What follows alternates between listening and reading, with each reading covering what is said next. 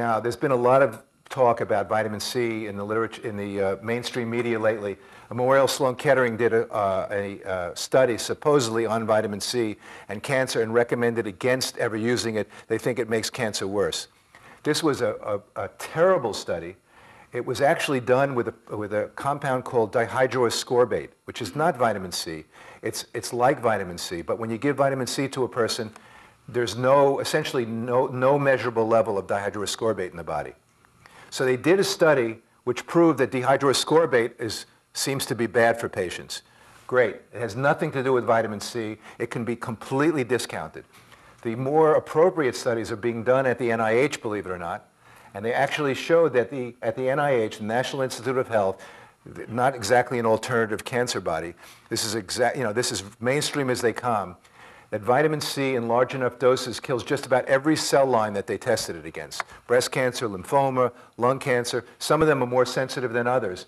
But most of the concentration that is required to kill cancer cells can be achieved with intravenous vitamin C, not oral, unfortunately. You cannot absorb enough oral to create the blood levels necessary to do what vitamin C can do intravenously.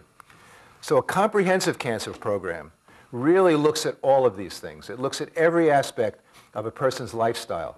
It looks at humane ways of trying to control and kill the cancer itself, at the same time as preserving the patient's immune function and preserving the quality of life, which is so important to our cancer patients and to all of us. And with that, I'll leave it open for questions. Yes? I have a question. It sounds like you had a very healthy lifestyle. How do you think that you ended up with lung cancer? Well, I can tell you that was the subject of a lot of deep thinking in very late nights when I was first diagnosed. Because the first thing that we do, it's very natural, I think, is for us to try to figure out why, and why me. But, after a little while, I stopped feeling sorry for myself long enough to actually look at that answers to those questions. And I can tell you, I'll probably never know, and most of us never do. But I can tell you some of the things that I believe may have played some role in it. Number one, I exercised for about 3 or 4 hours every day. No rest, 7 days a week. I used to get colds and flus and viruses all the time. I was chronically overtrained. Now, I may not have been overtrained if that's all I did, because I wake up at 6, exercise till 9, and then go to work. And then I work from about 10 to maybe 9 at night. So in the context of working, 10 hours a day, 11 hours a day, exercising 3 hours a day was nuts. So I was overtrained, and my immune system was compromised. Lance Armstrong is a perfect example. His immune system was probably shot to hell doing his bicycling. So that was one thing. I also had bought into this carbohydrate loading concept for endurance athletes, and I used to eat a lot of carbs, a lot of sugar, a lot of carbs, a lot of refined carbs, and I was always slim. I mean, I never had any body fat at all, but it was because I exercised like a demon. And I thought that since I exercised, it was fine to eat all those carbs and sugar. But I'm sure that had a bad effect on my immune system. The other thing, I was under a tremendous amount of stress. And I remember I mentioned earlier that stress was one of the pillars. And I can't say that stress is absent from my life, but things have changed a lot. This cancer has this bad side, very bad side. And I certainly, can't be a Pollyanna about this. I don't tell people that, look at the silver lining. But, through grace, there was a silver lining for me. My whole life changed. My whole way I looked at life, everything changed. And you will hear that from some cancer patients. So those were, I think, the contributing factors. And of course, it's a crapshoot. Was it IPT that cured you? At that time, I knew nothing about IPT.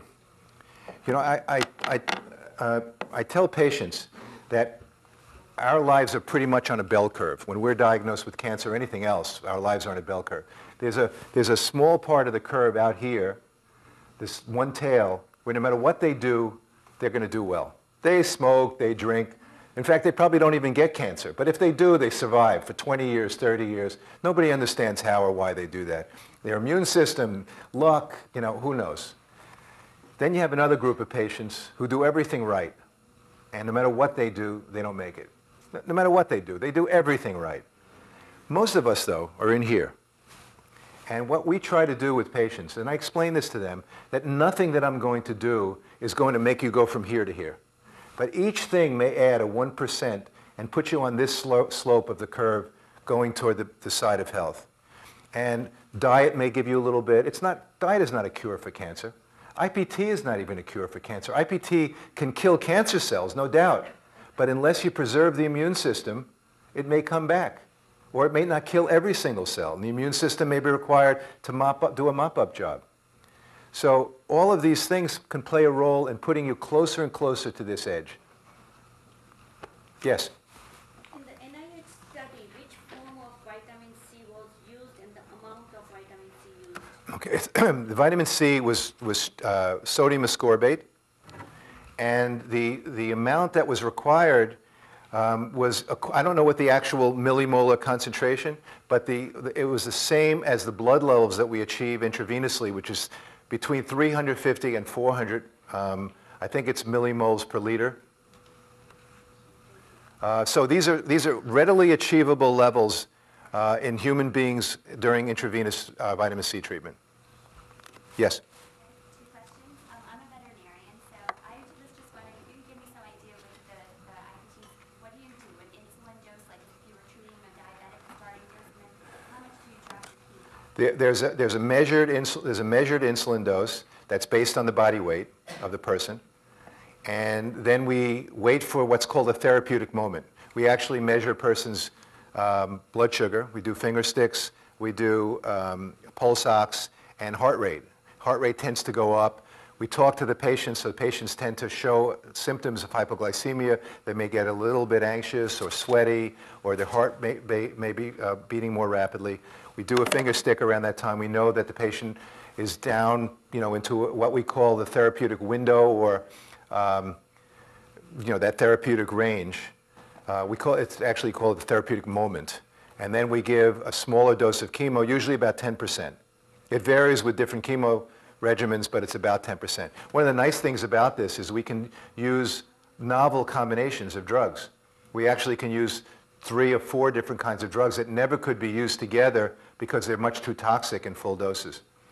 The other thing that we do, just as an aside, is we've found a laboratory in Germany where we send a sample of patient's blood, and they pull out circulating tumor cells. And they can actually measure these cells for chemotherapy resistance. And they can tell us which chemotherapy agent is most likely to work for a given patient.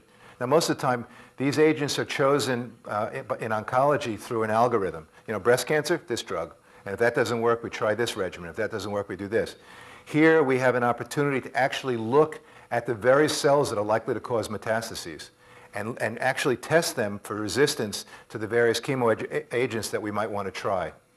It also tells us natural killer cell function and gives us suggestions about what can raise natural killer cell. They actually look at the natural killer cells and test them against various agents like Iscador or thymus injections or various mushroom compounds. It also gives us an idea of what alternative agents can help overcome the chemo resistance, or alternative agents that actually have direct anti-tumor properties on the cancer. It's a very interesting test. Very little done in the U.S. Now they're starting to look at circulating tumor cells, some oncologists are, just for prognostic purposes, to see if there's any circulating tumor cells after a round of chemotherapy to see if they've actually made progress.